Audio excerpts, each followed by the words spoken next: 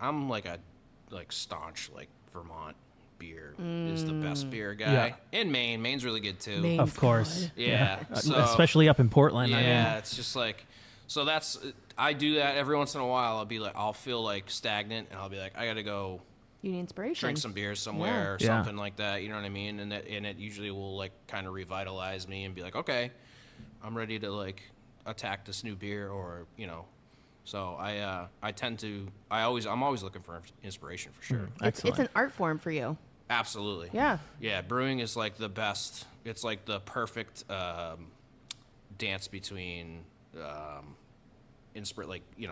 inspiring, whether it be it's like science and art Yeah. combined together, and I don't think there's not a lot of things that are like that in the world. Yeah. And it's good for people to know too, because you can't just throw a bunch of stuff, in one of these big You kettle can. things. Some people just do that, and they're not great. right. You know what I mean? Yeah, especially going to the Worthy and you go into the homebrew section. Yeah. I mean, there's some really good brews over yeah, there. absolutely. But then there's some yeah. what were you thinking? Yeah, for sure. So. Yeah, and I'm I'm such a home brewer at heart still.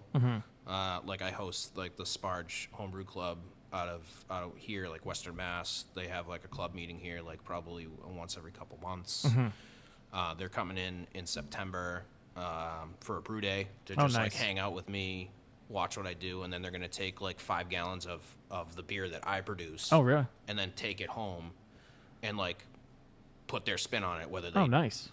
Do a different yeast or dry hop it or not dry hop it, So you're going to create the base. Yeah. Okay. They're going to take I think they're actually going to take 10 gallons of PTO Pilsner, which is a very clean, straightforward beer. It's called wort, which is the sugar water prior to fermentation. So they're going to take 10 gallons of wort, take that home and split it between all the members, and they're going to kind of do their own thing and then bring it back. And Nice. We'll sit around and drink it and talk about it and nerd out on beer and stuff. That's the stuff that. So if there's one, and we don't have to air this if you don't want to, if there's one that you really like, will you ask that person if you can partner and put that on tap?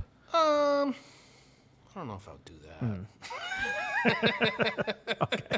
We'll cut that part out. Just because production wise, it's tough.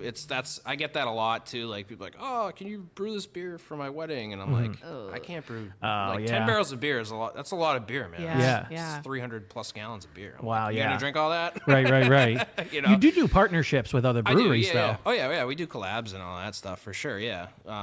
So yeah, and that's a huge part of the industry that I love as well is the collaborations and